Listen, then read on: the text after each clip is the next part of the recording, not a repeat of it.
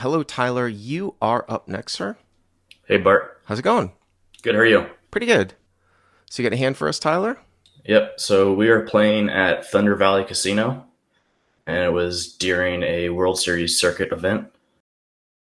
We're playing 5-10 with a $20 straddle, and I'm taking a shot in this game. I'm normally playing 2-5 and 1-3. Is Thunder Valley your normal room that you play in?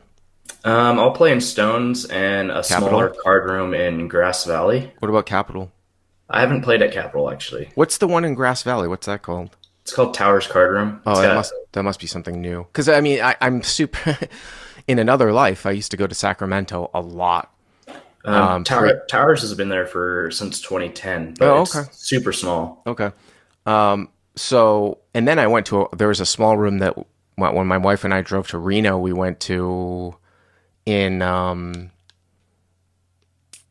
don't know. There was some right out in the middle of nowhere, out in the middle of weed country. There was some I can't remember the name of the town in the city, but there's some room in between like Reno and Oh, in between Reno and Sacramento. Boom, What's that? Boomtown, What's that? Boomtown. No, I don't know the name of it. I'm trying to think of the name of the city, but anyways, but pre Postle, pre Mike Postle thing, I used to go to Sacramento like every month. I I used to go to do. Stone. I used to I go to remember Stone. that. Yeah, I was at Stone's like, I don't know, 25, 30 times, something like that. That's why I know these places. But one of the things about Thunder Valley that I remember was that they didn't seem to really get that much cash unless there were tournaments.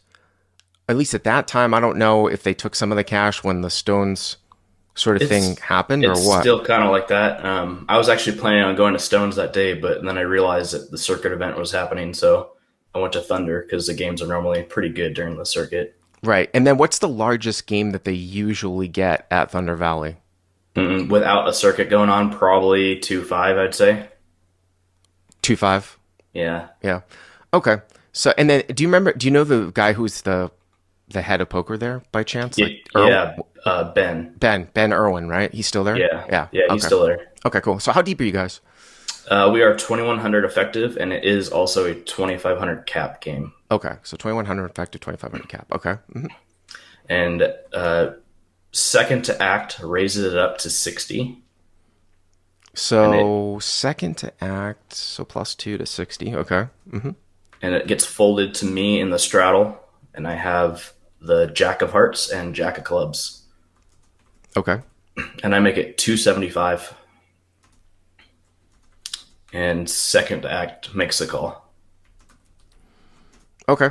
So you go 275, so about 4.5x. I mean, obviously, for the most part, you're mostly three betting here. I just would say that sometimes it's not 100% a three bet when early position opens and you're in the last blind and nobody's called in between.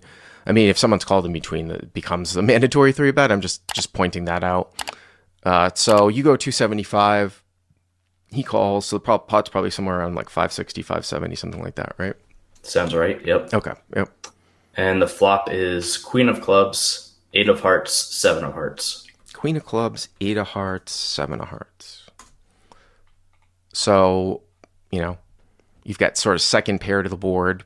You're obviously losing to a queen, but it's probably not a ton of queen. That's the other thing too. When you take a look at these sort of very, very tight configurations here. Now, I don't know if this guy would ever fold ace queen off to your three bet. That's a hand that I lost a fair amount of money on Hustler Casino Live, where I might have folded it off stream, ace queen off to the pre-flop. But if there are situations where people are folding ace queen off because it's a super tight configuration, there aren't a ton of queen X out there. Like if it's a very, very tight configuration, it's like ace queen suited, king queen suited, things like that. It's kind of like what I was thinking too. Mm-hmm. This guy also, he hadn't played a lot of hands. I'm trying not to take that into consideration just because, I mean, I even haven't played a lot of hands at this point. I was just getting like Jack Deuce off and 10-4 off and, just folding. So it's kind of hard to say that he's a tight player from that. But, and when there was aggression when he was in the pot, it tended for him to fold usually.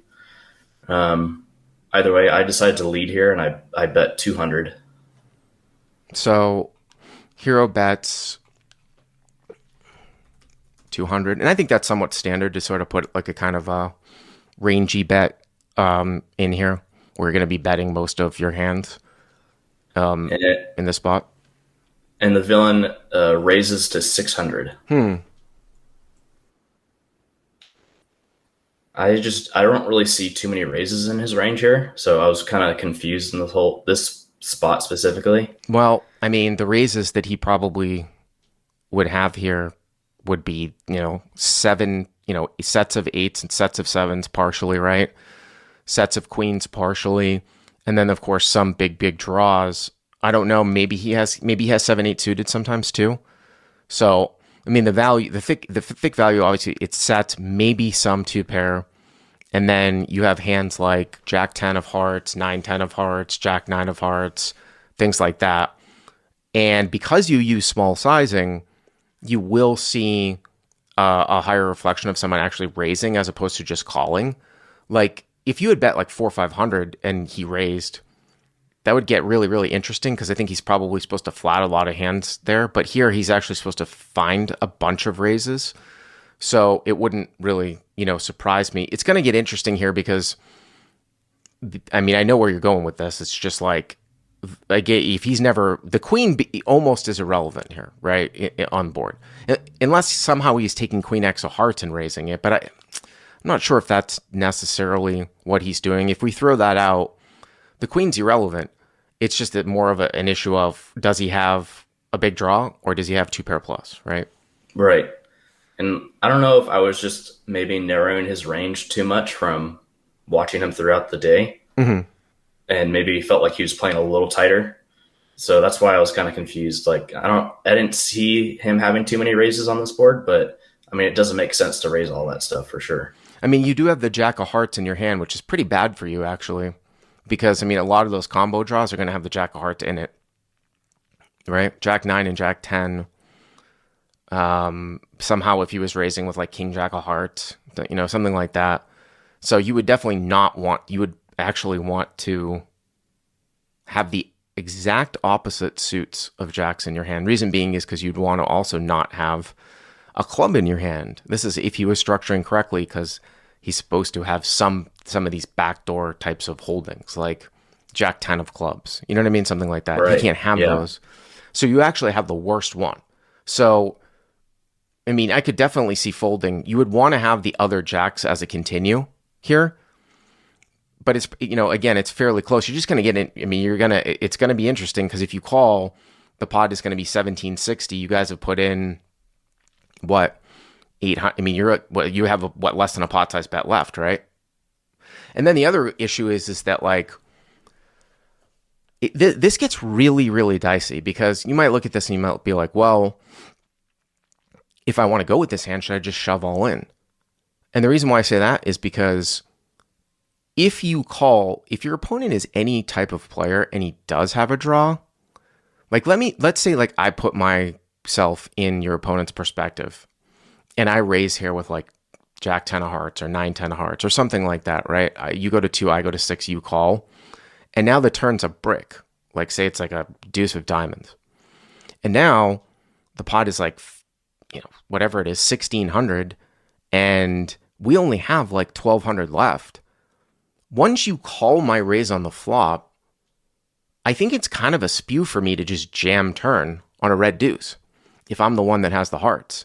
So I might take a card here a lot if I'm your opponent and check behind, which is really kind of bad for you because he's just totally able to realize and manipulate the pot. You know what I'm saying? Like if you just call. So it's a little bit awkward here. In that it really is awkward in this particular spot because it's like, I mean, what are you going to do? Stop and go the turn?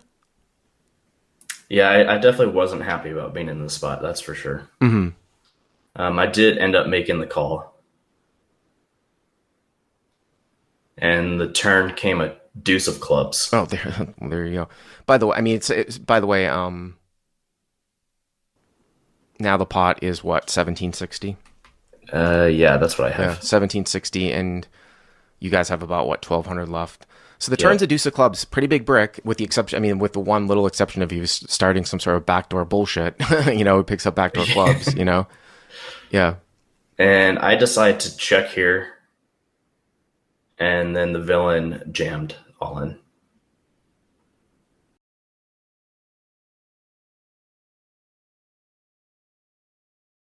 So villain all in. So, I mean, now, what, for like 1200? Yep. I mean, 12, now it's 1225 like, is what it was, but yeah, I mean, the way that you played this hand, I assumed if you get here like this, you have to call right now. Unless it's just so overriding that you think that he's not going to continue to bet his draws. Like this is where it gets a little bit hard. You can say like live node locking or whatever. Like if we were to say node lock a spot where once you call the raise, he now only bets with made hands and then he takes a card on draws, then I guess you could make a case for folding. Again, we've got this little backdoor that shows up here too. So if you had some of those backdoors, but it's usually a situation here where if you're going to call, and I'm not sure how you can play this hand where you call flop and then fold on a brick turn because he's only betting for value on the turn. So then when he doesn't bet, you're just like allowing him to see a free card right through on the turn. The whole setup is kind of very, very bad for you. yeah, I think what really happened is like initially me putting him on a tighter range and not having as many draws on that flop Uh-huh. made me start thinking that he was, almost more nutted here with, like sevens, eights, or two pair right now. And I did decide to just fold here. And he actually showed me his hand. He ended up flipping over two red kings, Wow. which was There kind you of go. insane to me. I did not think he'd have any overpairs here. Maybe aces once in a while, but it was very awkward. Yeah, I mean that's that. I mean that's something that we actually didn't even consider, by the way, which is sometimes somebody like flatting with like a big pair, right? Aces, something like that in a really tight configuration, which is obviously like way more hands that you lose to, right? Right. But yeah, I mean that's so you were just gonna call and just hope he checked through on the turn. To be honest, I was didn't really have too much of a plan yet, just because of how confused I kind of was with his raise on the flop, Mm-hmm. and me putting him on a tighter image than I probably should have. Mm-hmm. And I kind of just didn't even like my hand at that point. But I felt like I couldn't fold on the flop. I didn't feel like I felt like I had to be calling there. I don't know. I think you can fold with your combination of jacks specifically. Okay. Yeah. By the way, so now that the hand is done, I went and looked at Google Maps. What I was trying to look at was Nevada City. Is there a card club in Nevada City? It's in Grass Valley, which is like 5 minutes from there. Okay, so maybe I was thinking about the same thing. This was like a club that I've been in that place before. Super small, right? Just like one little level, right? Yep. Yep. What's it called? It's called Towers Card Room. Yes. I have been there and I do remember it. Now, I remember going in there. This was back in 2019 because my wife and I we were looking to move somewhere. We didn't know. We ended up in Austin, but we looked in, we looked all over and we drove through here. We drove on our way to Reno. And I remember going in that place. There wasn't much going on, but the guy who was like the poker manager said like back in the day, like 5-10 years ago when the weed, I mean, it's all weed driven. He said they used to have massive games there, 5, 10, 20, massive games when everybody was like super flush with cash. Yeah, actually, at one point we had a 1-3 dealer's choice game pot limit. Uh-huh. That was they got pretty big, but now it's the games are like scheduled every other day because that's just when everyone comes in, and it's a 1-3 match stack, and it gets fairly large on a couple days. So is it like the weed money that drives those games? It used to be for sure. Not so much anymore. More just older retired guys that still love playing poker and Yeah. are still, not quite old man coffee yet. They're still pretty aggressive, and Yeah. so it's a fun game to play in. Interesting. Yeah. Thanks for the call, Tyler. I appreciate it.